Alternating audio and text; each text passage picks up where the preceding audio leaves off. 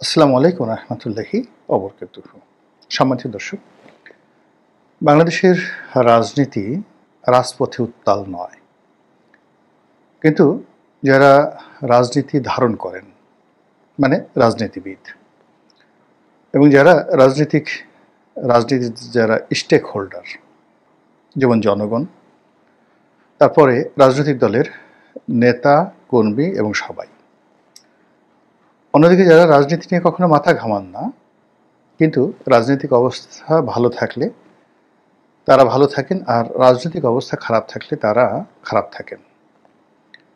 তো এই যে তিন শ্রেণীর মানুষ, তাদের সকলের ঘুম হারাম হয়ে গেছে গত 14 মাসে।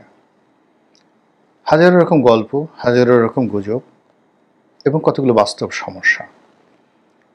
যেমন ধরুন, ব্যবসা নেই, বাণিজ্য নেই, নতুন কোনো বিনিয়োগ নেই। এই অবস্থাতে বিদ্যুতের চাহিদা অনুযায়ী গার্মেন্টস মালিকগুলো, শিল্প কলকারখানাগুলো পাচ্ছে না। গ্যাসের সরবরাহ নেই, ইন্ডাস্ট্রিয়াল গ্যাস থেকে শুরু করে অন্য যে সকল গ্যাস রয়েছে কোনো গ্যাসের সরবরাহ নেই। তারপর এরই মধ্যে চট্টগ্রাম বন্দর বিদেশিদের হাতে দিয়ে দেওয়া হবে, এই গেল একটা দফা। আর দ্বিতীয় দফা হলো এই বন্দরের যে মাসুল চার্জ, এটা বহু গুণ বাড়িয়ে দেওয়া হয়েছে। ফলে যারা আমদানিকারক এবং যারা রপ্তানিকারক, এই দুর্বল অর্থনীতির মধ্যে আমদানি এবং রপ্তানির ব্যয় মারাত্মকভাবে বাধাগ্রস্ত হবে। তো এই সকল সমস্যার কারণে যারা বিদেশি বায়ার, তারা কিন্তু কেউ বাংলাদেশের রাজনীতি নিয়ে মাথা ঘামায় না, কিন্তু তারা জানতে চাচ্ছে যে তোমাদের দেশের অবস্থা কি, ভবিষ্যতে কারা ক্ষমতায় আসবে এবং তারা দেশ কিভাবে চলবে। এবং সেজন্য সব সেক্টরে, যেখানে আমাদের এক্সপোর্ট রয়েছে, যেখানে আমাদের ইম্পোর্ট রয়েছে এবং যেখানে আমাদের ব্যাংকিং ব্যবস্থা রয়েছে, সেখানে বিদেশিরা অনেক কিছু জানতে চাচ্ছে। এই গেল এক। যারা রাজনীতির সাথে সম্পৃক্ত নয়, তারাও কিন্তু জড়িত হয়ে পড়েছে। আর যারা আমজনতা, খেটে খাওয়া মানুষ, তাদের জীবন, যেমন ধরুন অনেক ইউনিয়ন পরিষদের চেয়ারম্যান নেই, ফলে গ্রাম্য হাটবাজারের ট্রেড লাইসেন্স, তারপরে জন্ম নিবন্ধন থেকে শুরু করে আরও অনেক কিছুতে প্রতিদিন মানুষ যে ভোগান্তির শিকার হচ্ছে, যেটি বলার মতো নয়। তারপরে ধরুন পৌরসভাগুলোতে প্রশাসক কোথাও আছে, কোথাও নেই। কোথাও যারা আছেন সরকারি কর্মকর্তারা, তারা তাদের দৈনন্দিন কর্মকাণ্ড করেই সারতে পারছেন না, আর সরকারি কর্মকর্তাদের মধ্যে একটা ফ্রাস্ট্রেশন যাচ্ছে। পুলিশের দুই একজন কর্মকর্তা, একেবারে হাতে গোড়া দুই একজন কর্মকর্তা, যারা ডক্টর মোহাম্মদ ইউনূসের পক্ষে খুবই গুরুত্বপূর্ণ ভূমিকা পালন করছেন। যেমন ঢাকার যে মেয়র, না ঢাকার যে ডিসি রমনা অঞ্চলের, অর্থাৎ প্রেস ক্লাব, ঢাকা বিশ্ববিদ্যালয় এলাকার ডিসি মাসুদ, তিনি আসলে প্রাণান্ত সর্বশক্তি দিয়ে ডক্টর মোহাম্মদ ইউনূসের সরকারকে সাহায্য এবং সহযোগিতা করার জন্য তিনি যা করার তাই করছেন। ফলে প্রায় তিনি পত্রপত্রিকায় শিরোনাম হচ্ছেন এবং এতে করে সরকারের কিন্তু লাভ হচ্ছে। তো অন্যদিক থেকে সারা বাংলাদেশের যে মেট্রোপলিটন শহরগুলো রয়েছে, সেখানকার কমিশনারবৃন্দ, থানাগুলো রয়েছে, সেখানকার ওসি কিংবা পুলিশ হেডকোয়ার্টার, তারা কেউ কিন্তু এই ডিসি মাসুদের মতো হতে পারছেন না। ফলে কি হলো, স্বয়ং থানার যে ওসি, তার চাকরির চিন্তা, বদলির চিন্তা, স্থানীয় বিভিন্ন গ্রুপ, রাজনৈতিক যে গ্রুপ, তাদের অন্তর্জন্ত কলহ বিবাদ, এইগুলোর ভয়ে প্রায় বেশিরভাগ থানায় কিন্তু সন্ত্রস্ত এবং তটস্থ থাকে। এবং ঢাকা শহর থেকে শুরু করে গ্রাম অঞ্চলে গিয়ে দেখেন থানাগুলোতে আসলে কি হচ্ছে। মানে থানার যে বেইজ্জতি, থানাদারদের যে বেইজ্জতি, যে মানসিক টর্চার পুলিশদের উপরে এই মুহূর্তে চলছে প্রত্যন্ত অঞ্চলে, যেখানে জামাত আছে, যেখানে বিএনপি আছে, বিএনপির 3 থেকে 4টে গ্রুপ আছে, সবাই এমপির প্রোটোকল চাচ্ছে। আওয়ামী লীগ জমানাতে এমপিরা যেভাবে থানা পুলিশকে নিয়ন্ত্রণ করত, এইরকম এখন 4 থেকে 5টি গ্রুপ সবাই থানা নিয়ন্ত্রণ করার জন্য সর্বোচ্চ চেষ্টা করছে। আর এতে করে জনগণ আলোভর্তা হয়ে যাচ্ছে, আর যারা পুলিশ কর্তা তাদের ঊর্ধ্বের যে সম্মান মর্যাদা, তাদের পারিবারিক জীবন, তাদের ব্যক্তিগত জীবনের যে সুখ শান্তি রীতিমতো উড়ে গেছে। আর সেনাবাহিনীর কথা তো আপনারা জানেনই। সেনাবাহিনীর মধ্যে যে কী ঘটছে এবং এটা যে কোথায় যাবে আমরা কেউ বলতে পারি না। মূল যে কারণ, সেনাবাহিনী যেদিন থেকে গঠিত হয়েছে, যেদিন থেকে যুদ্ধ চালু হয়েছে, সেনাবাহিনী কেন, যখনই মানুষ অস্ত্র তুলে নিয়েছে আর সেই অস্ত্র চালানোর জন্য তার প্রশিক্ষণ থাকে এবং অবারিত স্বাধীনতা থাকে, তখন কোনো কিছু কেউ নিয়ন্ত্রণ করতে পারে না। এটা আপনি জোরদার হন, জমিদার হন, নায়েব হন, সুবেদার হন, মন্ত্রী হন, আমির হন, ওমরা হন, সবার ক্ষেত্রে এটা প্রযোজ্য। অন্যদিকে যখন মিলিটারি গঠিত হলো, রেগুলার মিলিটারি গঠিত হলো এবং আমাদের মতো তৃতীয় দেশ বিশ্বের দেশ, বিশেষ করে আফ্রিকা, সাব সাহারা এই অঞ্চলের যে মিলিটারিগুলো রয়েছে, সেখানে বিভিন্ন বিদেশি গ্রুপ, পঞ্চম বাহিনী, তারপর রাজনৈতিক প্রেশার এবং জনগণের মধ্যে বিভেদ এবং বিসংবাদ, সেনাবাহিনীর যত রক্ত ঝরেছে এটা অন্য কোনো সরকারি কর্মকর্তাদের ঝরেনি। আচ্ছা, আপনারা চিন্তা করুন তো যে আমাদের এই মুক্তিযুদ্ধের সময়টিতে সেনাবাহিনীর কতজন সদস্য মারা গেছেন, শহীদ হয়েছেন, গিয়ে একটু শিক্ষা নির্বাণে দেখে আসেন তো নামগুলো মুক্তিযুদ্ধের সময়। আচ্ছা, আপনারা দেখেন তো যে ৭৫-এর ১৫ই আগস্ট থেকে শুরু করে ৭৫-এর ১৫ই আগস্ট না, ঠিক বঙ্গবন্ধু জমানার শেষ এক বছর রক্ষী বাহিনী থেকে ৭৪ থেকে ৭৫-এর ১৫ই আগস্ট পর্যন্ত যে সময়কালটা চিন্তা করে দেখেন তো কতজন সেনাবাহিনীর চাকরি গেছে, জীবন গেছে, এবং তখন কতজন ছিল, খুব অল্প। তারপর ২০০৬ সন থেকে ২০০৯ সন পর্যন্ত কতজন সেনাবাহিনীর চাকরি গেছে, এবং জিয়াউর রহমানের জামানাতে যে কয়টি কু হয়েছে, এবং মার্শাল ল এর সময়, এরশাদের সময়টাতে যে কয়টি মার্শাল ল কোর্টের বিচার হয়েছে। যদি আপনাদের কাছে তথ্যপত্র থাকে, গিয়ে দেখুন যে সেনাবাহিনীর অভ্যন্তরীণ বিরোধে কত মানুষের চাকরি গেছে, কতজনের জীবন গেছে, কতজন ফাঁসিতে চড়েছে অভ্যন্তরীণভাবে। আমরা সে খবর বাইরে জানি না। এখন যেমন দেখা গেল সিভিল কোর্টে ১৩ জন না ২৬ জন সেনা সদস্যর বা সেনা কর্মকর্তাদের বিচার হচ্ছে, এটি নিয়ে খুব হইচই হচ্ছে। একমাত্র জিয়াউর রহমানের হত্যাকাণ্ডে কতজন সিনিয়র অফিসারকে ফাঁসিতে ঝুলানো হয়েছিল, একটু খোঁজ নিয়ে দেখেন তো। তারপর ওনার জমানাতে যে কু হয়েছে, সেই কুতে টোটাল কত হাজার সেনা সদস্যকে মানে কারাদণ্ড, মৃত্যুদণ্ড দেওয়া হয়েছিল, একটু খোঁজ নিয়ে দেখেন তো। কাজেই অন্য কোনো সিভিল সার্ভিস বা যাকে বলা হয় পুলিশ সার্ভিস, তাদেরকে দেখবে যে এই তো এতটা ক্ষতি তো দূরের কথা, এর ১০ ভাগের ১ ভাগ ক্ষতিও কিন্তু হয়নি, যেটা সেনাবাহিনীর মধ্যে হয়েছে। এবং এখন সেই সেনাবাহিনীর মধ্যে অতীতের যে কোনো সময়ের চাইতে সবচেয়ে বেশি উত্তেজনা চলছে কয়েকটি কারণে।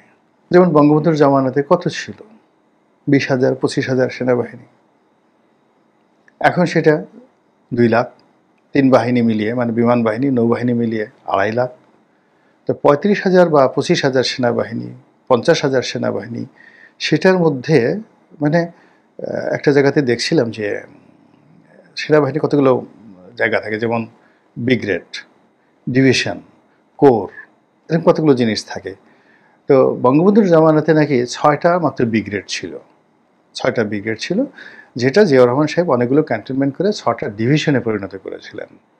তো একটা ডিভিশনে যদি ৫,০০০ সৈন্য থাকে, ৫-৬ ৩০,০০০ বা ৬,০০০ সৈন্য থাকে, এরকম কত ছিল। তো বঙ্গবন্ধুর জামানা জিয়াউর রহমান ৬টা ডিভিশন করার পরেও কত সৈন্যবাহিনী হয়েছে।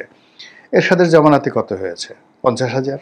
সেই ৫০,০০০ সৈন্যের মধ্যে যদি হাজার হাজার সৈন্যকে ফাঁসিতে লটকানো হয়, তাহলে ২ লাখ সৈন্য নিয়ন্ত্রণ, পরিচালনা, রক্ষণাবেক্ষণ থেকে শুরু করে তার যে পারিপার্শ্বিক অবস্থা, সেটা কতটা চাপ তৈরি করছে ক্যান্টনমেন্টে। এখন সেনা সদস্যদের অর্থনৈতিক সঙ্গতি, অস্ত্র শস্ত্র গোলা বারুদ থেকে শুরু করে টেকনোলজি, এটা যেভাবে সংযুক্ত হয়েছে বাহিনীর সঙ্গে, তার সঙ্গে বিরোধ, বিসংবাদ, লোভ, লালসা এবং আমাদের যে দেশীয় রাজনীতির, নেতিবাচক রাজনীতির যে বিষবাষ্প, এটি থেকে ক্যান্টনমেন্ট বিমুক্ত হবে বা ক্যান্টনমেন্ট এটা থেকে আলাদা থাকবে, এটা হয় না। ফলে ওখানেও আওয়ামী লীগ আছে, বিএনপি আছে, জামাত আছে, এনসিপি আছে, আরও অনেক কিছু আছে। ওখানে ডক্টর ইউনূস আছে, ওখানে ট্রাম্প আছে, ওখানে পুতিন আছে, ওখানে ইমরান খান আছে, মানে অভাব নেই। মানুষ তো অন্তরের অন্তঃস্থল থেকে কারো যদি একটা জিনিস ভালো লাগে এবং সে সেইভাবে যদি কাজ করে, তাহলে সেটা কর্মজীবনে তার সঙ্গে যার এটা নিয়ে বিরোধ হবে, তার সঙ্গে তার শত্রুতা হবে এবং এখানে যখন উত্তেজনা দেখা দেবে, জাস্ট ফায়ার। তো এখন গত 14 মাস যাবৎ সেনাবাহিনীকে নিয়ে এই যে আমাদের রাজনীতির যে কলুষতা, সেই কলুষতার সঙ্গে সঙ্গে আন্তর্জাতিক যে চাপ, চক্রান্ত, এখানে আমেরিকার একটা গ্রুপ আছে, চীনের একটা গ্রুপ আছে, ভারতের সাপোর্টার আছে, আওয়ামী লীগের সাপোর্টার আছে, মানে এটা তো রাজনীতির বাদ, মানে পাকিস্তানের সাপোর্টার আছে। তো সব মিলিয়ে এই 14টি মাস ক্যান্টনমেন্টের মধ্যে যারা বসবাস করছেন, আমার তো মনে হয় না যে তারা কেউ শান্তিতে দুবেলা সুন্দরভাবে খেতে পেরেছেন। তাদের হজম, তাদের আহার, তাদের নিদ্রা, মানে কোনো কিছুই স্বাভাবিক নেই। এবং এই যে গত 14 মাস ধরে, দীর্ঘদিন ধরে তারা ক্যান্টনমেন্টের বাইরে, সারাদিন সেই চৈত্র মাসের, বৈশাখ মাসের প্রচণ্ড গরমের মধ্যে আপনার সেই ভারী বুট পরে, জামা কাপড় পরে, সেই মিলিটারি ভেহিকেলে করে ঢাকার শহরে ঘুরে বেড়াচ্ছে। হাতে অস্ত্র, এক একটা অস্ত্রের ওজন হতো 15 কেজি, 20 কেজি, অন্যান্য জিনিসসহ 30-40 কেজির তার পোশাক, বুট সহ প্রায় 1 মণ অতিরিক্ত বোঝা বহন করে একটা সৈন্য, যেটা 8 ঘন্টা 10 ঘন্টা সে ডিউটি করার পরে গিয়ে আবার তাকে গিয়ে তাঁবুতে থাকতে হচ্ছে, যেখানে মানে ক্যান্টনমেন্টের মধ্যে তারা যেভাবে থাকে, যখন অন ডিউটিতে থাকে তখন তারা যেভাবে আছে এখন, যেমন শিল্পকলা একাডেমিতে তারা একটা ক্যাম্প করেছে, সেখানে গিয়ে তারা কীভাবে আছে গিয়ে দেখুন। এতে করে তাদের যে শারীরিক মানসিক যে ক্লান্তি, এরপর তারা হয়তো 15 দিন এভাবে ডিউটি করে, আর একটা গ্রুপ আসে, এভাবে 14 মাস ধরে তাদের মধ্যে যে অস্থিরতা চলছে, সেই অস্থিরতার কারণে তারা, আমি মনে করি যে এখন অতীতের যে কোনো সময়ের চাইতে যাকে বলা হয় খুবই স্পর্শকাতর অবস্থায় আছে। এর মধ্যে দেশের বাইরে থেকে, দেশের ভিতর থেকে নানা রকম উস্কানি, এই কু হচ্ছে, এই কু করেছে, এই এলো, ওই ধরো, ও খারাপ, ও ভারতের এজেন্ট, ওকে মারো, ওকে ধরো, এগুলো রীতিমতো অস্থির করে ফেলছে, সন্তুষ্ট করে ফেলছে, ঘুম হারাম করে ফেলছে। আর এই ঘুম হারামের মধ্যেই আমাদের সামনে নভেম্বর মাস আসছে। আপনারা সিপাহী জনতার বিপ্লব নভেম্বর মাস 1975 সেই ঘটনা জানেন, কিন্তু যারা সিনিয়র সেনা কর্মকর্তা এবং ক্যান্টনমেন্টের বাসিন্দা, তারা 15ই আগস্ট থেকে নভেম্বর মাসের পুরোটা সময়, 7ই নভেম্বর নয়, জিয়াউর রহমানের ক্ষমতা গ্রহণ করার পরে পুরোটা নভেম্বর মাস জুড়ে সেখানে যে ভীতিকর অবস্থা ছিল, কলহ ছিল, বিবাদ ছিল, যে সুনামি ছিল, সব মিলিয়ে আমাদের যারা মিলিটারি প্রশাসন তাদের জীবন তামাতামা করে দিয়েছিল।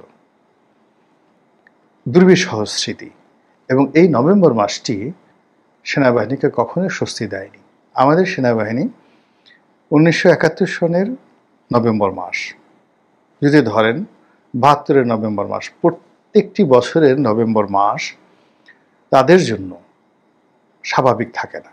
যেমন ডিসেম্বর মাসে 16 ডিসেম্বর তারা একটা অনুষ্ঠান করবে, কুচকাওয়াজ করবে, এই জন্য দেখা গেল নভেম্বর মাস থেকে তাদের দারুণ প্র্যাকটিস করতে হয়, শীতকালীন মহড়া। মানে এই নভেম্বর থেকে নেতিবাচক বলেন, ইতিবাচক বললেন, আমাদের সেনাবাহিনীর প্রচুর কাজ থাকে এবং সেই কাজের মধ্যে ত্রুটি হয়, বিচ্যুতি হয় এবং নানা রকম দুর্ঘটনা ঘটতে থাকে। এবং আমাদের জাতীয় জীবনেও, অর্থনীতিতেও এই নভেম্বর মাস টানাপোড়েনের মাস, ভাঙা গড়ার মাস।